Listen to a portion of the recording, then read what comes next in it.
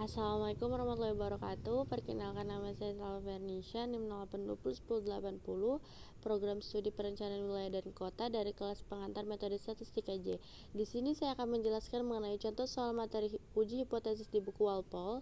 Berikut saya akan menjelaskan soal nomor 10.20, di mana soalnya adalah sampel acak 64 kantong cedar putih popcorn ditimbang rata-rata 5,23 ons dengan deviasi standar 0,24 ons.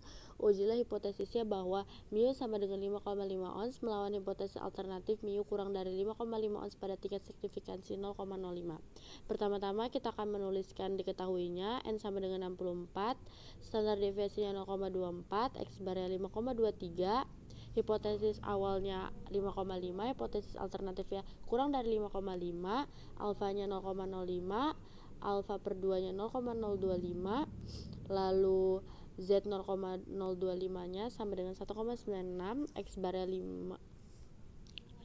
X barnya sama dengan 5,23. Kita akan menggunakan cara persamaan A kurang dari X bar kurang dari B. Kita masukkan rumusnya, yaitu mu awal dikurang Z alfa per 2 standar deviasi per Fn dikurang dari 5,23 kurang dari mu awal ditambah 7 alfa per 2 standar deviasi per akar n.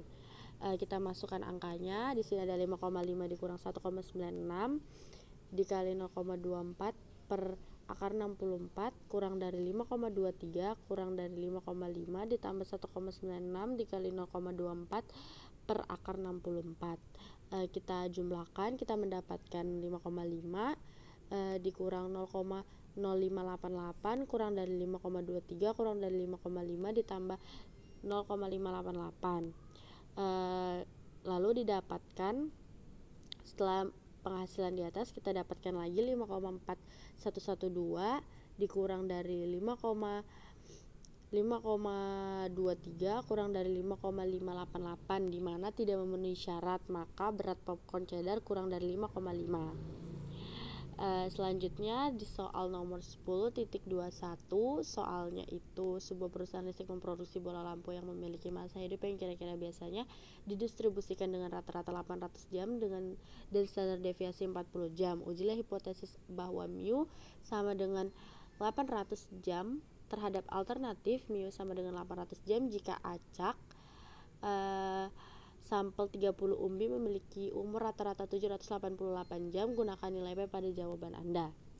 Di sini kita menuliskan diketahuinya n sama dengan 30, standar deviasinya 40, X barnya 788, hipotesis awalnya 800, hipotesis alternatifnya tidak sama dengan 800,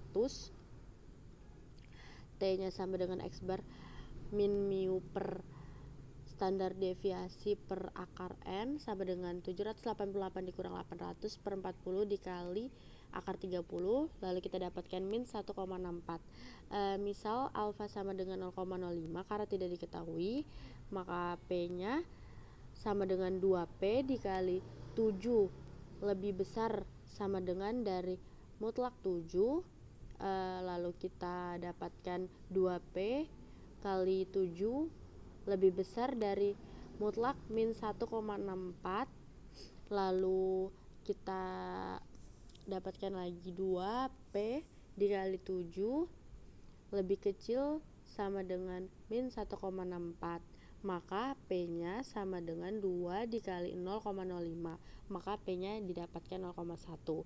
Karena 0,01 lebih besar daripada 0,05, jadi rata-rata masa bola lampunya yaitu 800 jam. Untuk soal selanjutnya yaitu 10.25, yaitu dikatakan bahwa mobil digerakkan rata-rata lebih dari 20.000 km per tahun. Untuk menguji klaim ini, 100 pemilik mobil yang dipilih secara acak diminta untuk mencatat kilometer yang mereka tempuh. Apakah Anda setuju dengan klaim ini? Jika sampel acak menunjukkan rata-rata 23.500 km dan standar deviasi 3.900 km, gunakan nilai P di file kesimpulan. Di sini kita tuliskan Diketahuinya N sama dengan 100, standar deviasinya 3900, X barat 23.500, hipotesis awalnya 20.000, hipotesis alternatifnya lebih besar dari 20.000, Z-nya sama dengan X bar dikurang mu per standar deviasi per akar N didapatkan 23.500 dikurang 20.000 per 3.900 per akar 100 sama dengan 8,97. Lalu kita mencari P-nya. Di sini ada Z kurang lebih besar dari 8,97 sama dengan 1 dikurang P dikali 7 dikurang 7 lebih kecil dari 8,97 sama dengan 1 dikurang 1 sama dengan 0. Karena probabilitas sama dengan 0, maka rata-rata automobilnya 20.000 km per jam. Untuk soal selanjutnya yaitu 10.29, di sini ada pengalaman masa lalu menunjukkan bahwa waktu yang dibutuhkan untuk siswa sekolah menengah atas untuk menyelesaikan standar tes adalah variabel acak normal dengan rata-rata 35 menit. Jika sampel acak 20 SMA membutuhkan waktu rata-rata 33,1 menit untuk menyelesaikan tes ini dengan standar deviasi 4,3 menit, uji hipotesis pada tingkat signifikansi 0,05 bahwa mu sama dengan 35 menit terhadap alternatif yang mu kurang dari 35 menit. Di sini kita tuliskan diketahuinya hipotesis awalnya mu sama dengan 35, hipotesis awalnya akhirnya alternatifnya mu kurang dari 35, X barat 3,1, S-nya sama dengan 4,3, N-nya sama dengan 20, DOF-nya sama dengan N-1 dimasukkan N-nya 20 dikurang 1 lalu dapatkan 19. T sama dengan kita mencari T di mana rumusnya sama dengan X bar dikurang mu per S per Vn sama dengan 3,31 dikurang 35 per 4,3 dibagi V20 sama dengan min 1,976. Maka T19,0,05 nya itu 1,729. Untuk T lebih kecil daripada T1 19,0,05, maka waktu yang dibutuhkan untuk kandidat SMA tesnya adalah kurang dari 35 menit. Selanjutnya ada soal nomor 10.30 di mana soalnya yaitu pabrikan mengklaim bahwa tarik rata-rata kekuatan benang A melebihi tarik rata-rata kekuatan benang B setidaknya 12 kg untuk menguji klaim ini. 50 buah dari setiap jenis benang telah diuji dalam kondisi serupa. Utas tipe A memiliki rata-rata kekuatan tarik 86,7 kg dengan standar deviasi 6,28 kg, sedangkan benang tipe B punya kekuatan tarik rata-rata 77,8 kg dengan A standar deviasi standar 5,61 kg. Uji produsennya klaim menggunakan tingkat signifikasi 0,05. Diketahui N1 nya sama dengan N alternatifnya sama dengan 25, standar deviasinya alternatifnya 5,2, X barnya 8,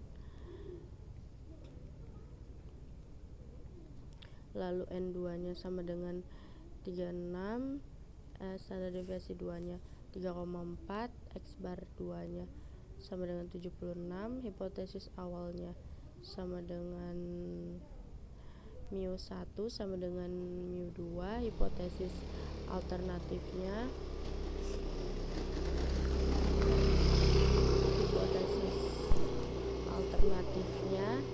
itu ada mu tidak sama dengan mu 2, 7-nya lalu kita masukkan 7 sama dengan 81 dikurang 76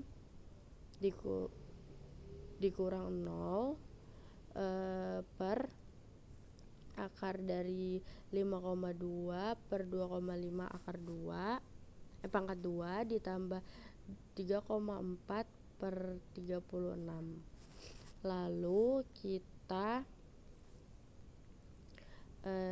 masukkan 7 kurang dari min Z 0,025, VZ nya lalu itu lebih besar Z 0,025, kita dapatkan 1,95. Lalu karena dia maksimalnya tidak sama dengan 0 dan hipotesis awalnya lebih besar, maka hasilnya balik lagi yaitu 4,22. Lalu kita masukkan P sama dengan P dikali Z lebih besar dari 4,22 ditambah P dikali 7 kurang dari min 4,22 sama dengan 2P dikali Z kurang dari min 4,22 sama dengan 2 dikali 0,000012, lalu didapatkan hasilnya 0. Karena P sama dengan 0 maka si hipotesis awalnya tidak digunakan. Untuk soal selanjutnya yaitu soal 10.31, di mana soalnya yaitu Amstad News Desember 2004 mencantumkan median gaji untuk profesor statistik pada penelitian institusi dan pada seni liberal dan institusi lainnya di Amerika Serikat. Asumsikan bahwa sampel 200 profesor asosiasi dari lembaga penelitian memiliki eksistensi gaji rata-rata $70.750 per tahun dengan deviasi standar dari $6.000. Diasumsikan juga bahwa sampel 200 asosiasi profesor dari jenis lembaga lain memiliki gaji rata-rata $65.200 dengan deviasi standar $5.000. Ujilah hipotesis bahwa gaji rata-rata untuk profesor asosiasi di lembaga penelitian adalah $2.000 lebih tinggi daripada institusi lain. Gunakan 0,01 tingkat signifikansi. Diketahui NA sama dengan 50, SA sama dengan 0,28, X bar A sama dengan 86,7, NB sama dengan 50, SB sama dengan 5,61, X bar B sama dengan 77,8. Hipotesis awalnya NA dikurang NB kurang dari sama dengan 12.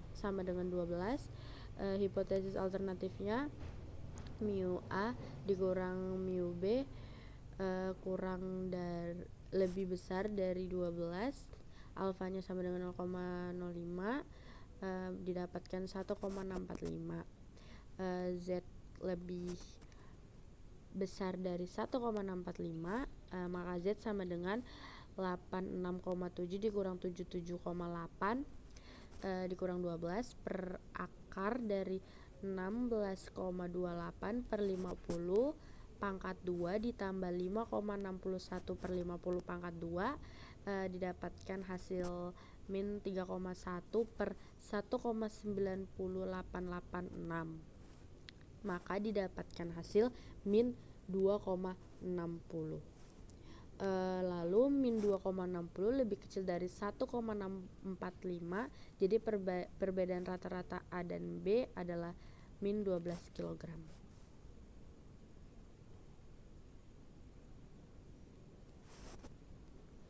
Selanjutnya pada soal 10.32